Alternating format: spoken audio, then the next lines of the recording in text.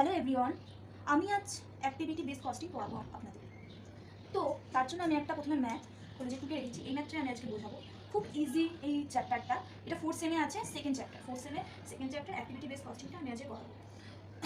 তো একবার আমি প্রশ্নটা পড়ে দিই। বলছে কি বলছে, এই company manufacturing two products P and Q furnish the following data for the year. Product P Q আছে, অ্যানুয়াল আউটপুট আছে 5000 7000, মেশিন আওয়ার হচ্ছে 3 ঘন্টা, এটা হচ্ছে 1 ঘন্টা, এটা হচ্ছে লেবার আওয়ার হচ্ছে 1 ঘন্টা 2 ঘন্টা, টোটাল অর্ডার হচ্ছে কি আছে 15 পিতে, কিউতে হচ্ছে 20, আর সেট আপ আছে যে পিতে আছে 10 আর হচ্ছে কিউতে আছে 40। এবার আমাদের অ্যাডিশনাল ইনফরমেশন দিয়েছে, কি বলেছে এখানে দিয়ে দেখে না, মেশিন অ্যাক্টিভিটি দিয়ে দিয়েছে হচ্ছে 2,20,000, আর হচ্ছে সেট আপ হচ্ছে relating to production run set up দিয়ে দিয়েছে কত আমাদের 20,000, relating to handling of order দিয়ে দিয়েছে 45,000, টোটালটা এখানে লেখা আছে 2,85,000। এবার আমাদের বের করতে দিয়েছে কি, বের করতে দিয়েছে এই ট্র্যাডিশনাল কস্টিং অ্যাপ্রোচ, যেটা ইউজ করে ইউজিং আর direct labour hour rate use করে এটা করতে বলেছে।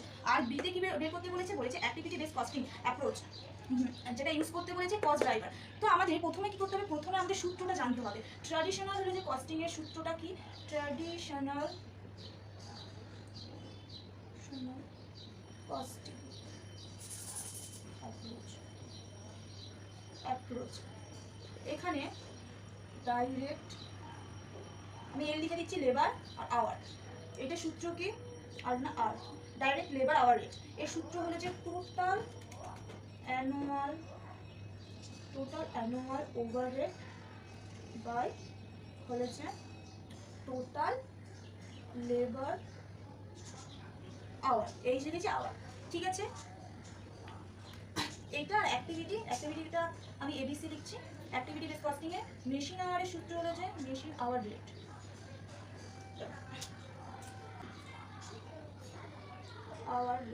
ঠিক আছে। এর সূত্র হলো যে কি, over rate related to M, machine hour, machine activity M C মানে হচ্ছে মেশিন অ্যাক্টিভিটি, ঠিক আছে, আর টোটাল মেশিন এইচ, ঠিক আছে। আরও কিছু সূত্র আছে, আমি অঙ্কের সময় বলে দেবো, এখানে জায়গা নেই যেহেতু আমি এখানে লিখতে পারছি না। তো আমি প্রথমে অঙ্কটা আমরা করবো, প্রথমে আমরা এইটা আমরা করবো, এর traditional costing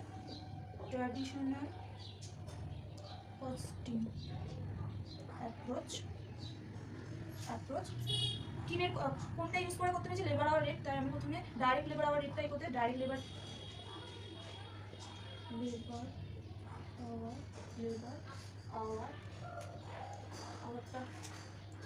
hour rate, okay. তো আমরা সূত্র দিয়ে দিয়েছি total annual overhead by total labour hour. তো আমি সূত্রটা লিখছি না, এখানে দেওয়া আছে। তো টোটাল অ্যানুয়াল ওভারহেড কোনটা, টোটাল এই যে এইটা আমি প্রথমেই বলেছিলাম, টোটাল যে অ্যানুয়াল ওভারহেড এগুলো সব যোগ করে এইটা, এই টোটাল অ্যানুয়াল ওভারহেডটা লিখে দেবো 2,85,000 বাই টোটাল লেবার আওয়ার হলে যে, টোটাল হলে যে লেবার আওয়ার, দেখে না এই তো ডাইরেক্ট এইটা লেবার আওয়ার হলে যে, লেবার আওয়ার হয়েছে 1 ঘন্টা পার ইউনিট বলেছে, পার ইউনিট মানে ইউনিট, এটা যদি ইউ মানে এটা ইউনিট, তো পার ইউনিট তাহলে এটার সাথে এটা ইন্টু করতে হবে, তাহলে 5,000 ইন্টু 1 পার ইউনিটের সাথে ইন্টু করলাম, আর এটা 7,000 ইন্টু 2, তো আমাদের বেরোচ্ছে কত 2,85,000, এখানে 5,000 প্লাস এখানে 14,000, তাহলে এখানে 19,000 হচ্ছে, 2,19,000, এটাকে ভাগ করলে এর সাথে বেরোবে হলে যে 15 পার আওয়ার কাজ করে। এবার যেটা আমাদের বের করতে হবে, overhead costing per hour, per unit বের করতে হবে, ইউনিটে তো কত ইউনিট এখানে ছিল হচ্ছে কত আওয়ারে কাজ করতে 1,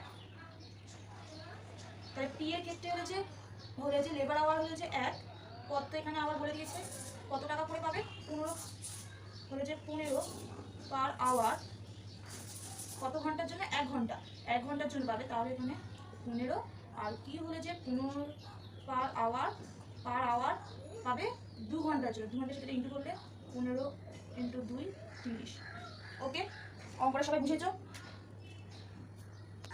এবার আমি অঙ্কটা মুছে দিচ্ছি। এবার আমরা দিয়ে এইটা বের করবো, অ্যাক্টিভিটি বেস কস্টিংটা আমরা এবার বের করবো।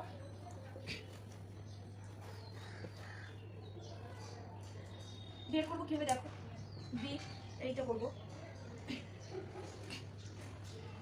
অ্যাক্টিভিটি বেস কস্টিং অ্যাপ্রোচ এইটা বের করবো।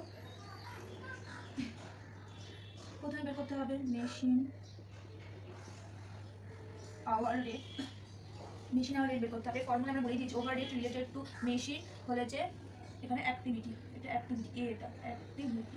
ওকে, তো আমরা সূত্র লিখছি না, সূত্র না লিখে আমি এখান থেকে দেখে নাও। Over related to machine activity, এখানে এইটা related to machine activity over related, এইটা হলে যে লিখে দিলাম 2,20,000 by total machine hour. Total machine hour কত? এইটা total machine hour per unit দিয়ে দিয়েছে 3 টাকা আগের মতন যে পার ইউনিট আওয়ার দিয়ে দিয়েছে, ইউনিটের সাথে ইন্টু করে দিতে হবে। তাহলে 5,000 ইন্টু 3 প্লাস 7,000, তাহলে আমরা টোটাল মেশিন আওয়ারটা বের করে ফেলতে পারবো। তাহলে আমাদের কত বেরোবে? 2,20,000 এখানে 20,000 আছে, 2,20,000 বাই 5 15,000 প্লাস 7,000 সমান হচ্ছে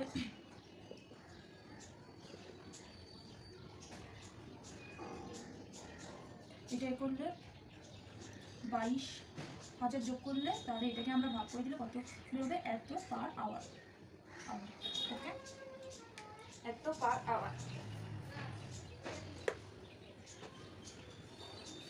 এবার আমরা এইটাকে পি এর সাথে, এবার আমরা কি করবো? এবার আমরা সেট আপটা বের করে নিই। এইটা বের করবো, কস্ট পার সেট আপটা বের করতে হবে আমাদের। দেখে নাও, সেট আপটা হলো কস্ট পার সেট আপ